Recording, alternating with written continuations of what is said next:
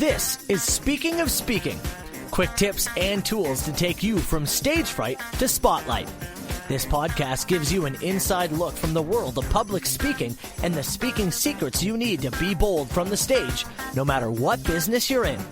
The host of Speaking, Carl Richards. Thank you, Matt. Before we get to our topic today, we're talking about motivational speaking and what's happening in the motivational speaking world. What's the trend? Where is it going? It's not good news if you are a motivational speaker, let's put it that way, but we'll talk about that in more detail. But before I get to that, I wanted to get to another feature we have, and it's, I can't believe I saw that on social media. And this is something I will see from time to time. It's offers for different courses for speaking, and there are a lot of great ones out there. This is one that I scratch my head and I say, I don't know if this is a good course or not. I certainly question it based on the value and based on the content. I'm not going to go into too much detail about the content.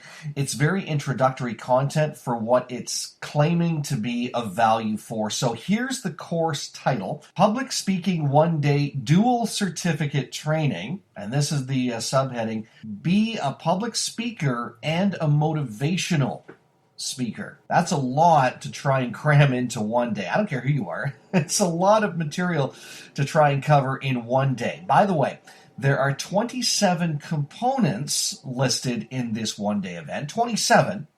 That would mean if you are at a full-day event, let's say it's 8 hours, factoring in a lunch break, that's going to be at least an hour. 7 hours, not including like coffee and tea breaks and stuff like that. You're looking at 7 hours of content.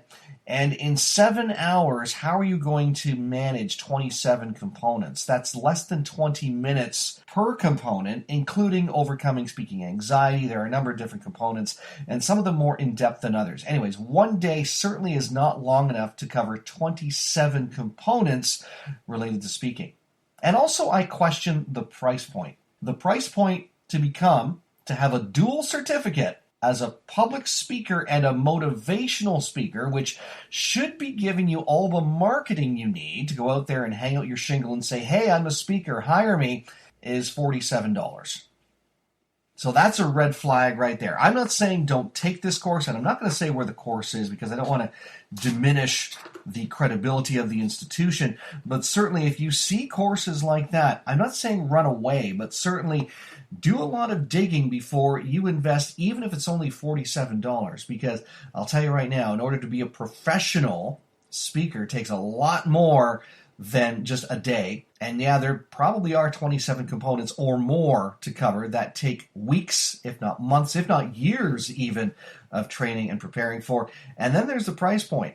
I can honestly say, as a professional speaker, I have spent over $10,000 for training and development for my business, everything from speaking and marketing. To try and do that in a day for $47 just doesn't seem very realistic. Which leads me to what I wanted to talk about today, because one of the things they promised in a day is that you could be a motivational speaker. The world of motivational speaking is changing a lot. A lot of the people who we attune to being motivational speakers are the likes of Tony Robbins, Jack Canfield, John Assaraf. They are still known in the guru world as people that they've made it, they've made their mark, and they are definitely in that legacy status. Here's the thing about motivational speaking, though. People are less and less moved by motivational speaking and motivational speakers because people can find motivation anywhere. We can find motivation from our colleagues, from our friends, from different things we see on YouTube or social media. And this is a trend that people who attend events where there's a motivational speaker on the stage, they're looking for something that maybe in the past they haven't been fully attuned to, and that's their return on investment. If you're spending several $1,000s or even several $100s to attend an event, only to have a speaker dangle a carrot or an offer at the end, you want to make sure that whatever it is that you've invested in, you're getting that return on your investment. Generations today, and I say generations today because it's more than just millennials, there are Gen Xers, there are even baby boomers. When they go to events, they want not only the return on their investment, but they want a transformation, and they're also looking for an engaging presentation. They don't want to be put to sleep by somebody that just wants to stand on stage and spew out a whole bunch of information about how their life has changed. Stories are great, by the way. I'll come back to that in a minute. But it's less about just being a motivational speaker. Here's what I'm going to suggest you do. If you are currently a motivational speaker, pick one or two things or pick one or two audiences who you think would take interest to your professional content. And I say professional content because before you're a speaker, you are a something else. So even though I'm a speaker, I'm also a speaker trainer. I also have a background as a broadcaster, and because of that, I have a little bit of a background in marketing. So there are a number of different stories that I can relate as far as marketing, as far as broadcasting. So I can bring those to the table. What is it that you do? If you are, for example, if you're a massage therapist and you want to hang out your shingle as a motivational speaker, I would say don't do that, but hang out your shingle as an individual who can speak about massage therapy or can speak about better health and how massage can help you get there. So find those markets, find those topics as well. It'll be easier for you to move away from being a motivational speaker if you think about your expertise and how that's going to benefit the audience. Because again, audiences are shifting in what they want. They want the ROI, the return on their investment. They want a transformation. They're coming to you with some sort of a problem, or they are there because they want some life-changing thing to happen, but they want you to speak it in an engaging fashion. So make sure you are thinking in those terms if you are toying with the idea of just being a motivational speaker. Here's what's going to get you booked as a speaker, though. Let me share these 5 things with you. I've already alluded to one of them. Be an expert who speaks, not an expert speaker. I am an expert who speaks about speaking. But if that was not my expertise, I could be an expert who speaks about gardening if I was an expert gardener. I could be an expert who speaks about auto mechanics. I could be an expert who speaks about finance. I could be an expert who speaks about marketing, any of those things. So what is your area of expertise?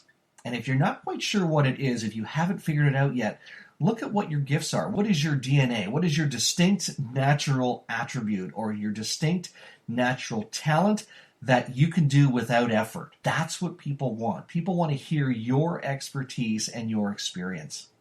Number 2, share stories and not complicated data. Again, it's all about being engaging and entertaining, and you'll hit the mark every time if you can share with stories, especially if they are stories that show how you have gone from being in that place of, maybe not that place of success to where you are now, to being in a place where you can say, hey, this is what I used to be, and this is who I am today. That's what people will want to see. And that's what will attract you to other people, is that realism, that sense of authenticity from your story.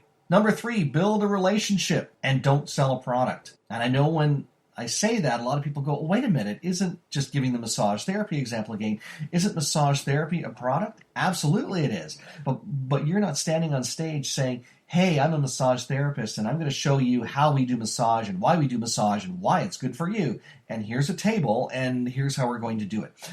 That's typically not what happens. But if you talked about wellness, if you talked about some of the benefits, if you talked about the features, that's what people are going to buy.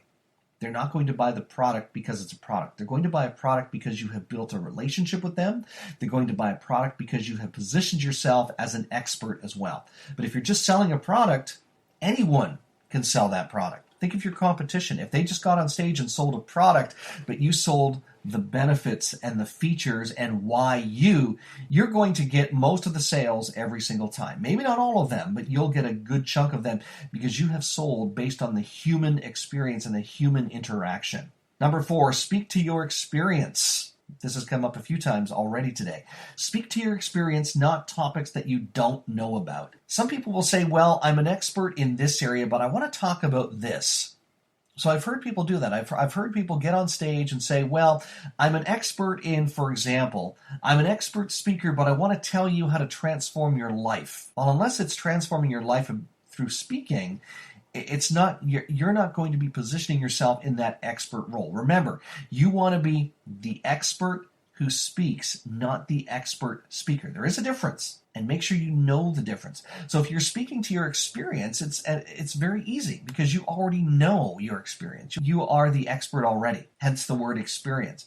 But if you're standing up there spitballing about something you don't know about, as I said, I've heard people do this. I've heard people say, well, here's my expertise, but I want to talk about something completely different. You will attract more people based on your passion and based on your experience. So keep that in mind, your passion and your experience. If you are not giving a talk based on your experience, give it based on your passion. But still, your passion, to a certain degree, stems from experience. I know people who are passionate about gardening, and I gave that example again about gardening. People who are passionate about it, which means they have some experience in it.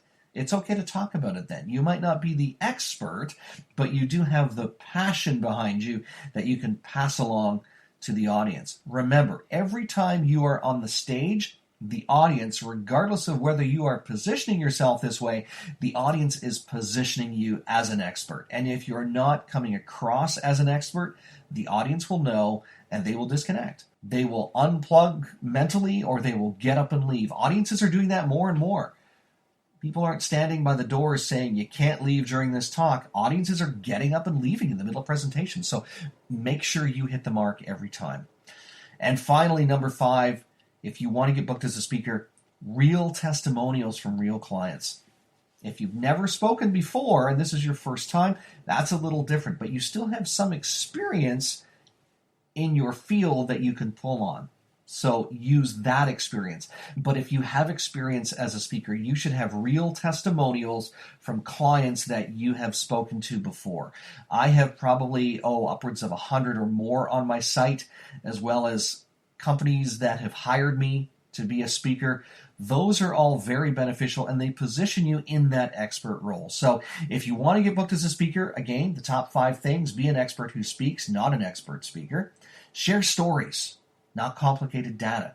Be real. And build a relationship. Don't sell a product. Connect with emotion, not some physical thing that you want to sell people. Speak to your experience, not topics that you just happen to want to share about. Speak to your experience, and real testimonials from real clients will make you real and it will continue to position you in that expert role. So I hope this has been helpful today in how to move beyond being a motivational speaker and moving into being an authentic speaker and a speaker who is ready to do it up in the speaking world of 2019. Until next time, it's Carl Richards. Get out there and own the platform. Thanks for listening to the Speaking of Speaking podcast. Fired up about something you heard today? Want to learn more? Be sure to visit carlspeaks.ca. And don't forget to follow Carl on Twitter @CarlRichards72 or join the Facebook group Speaking of Speaking.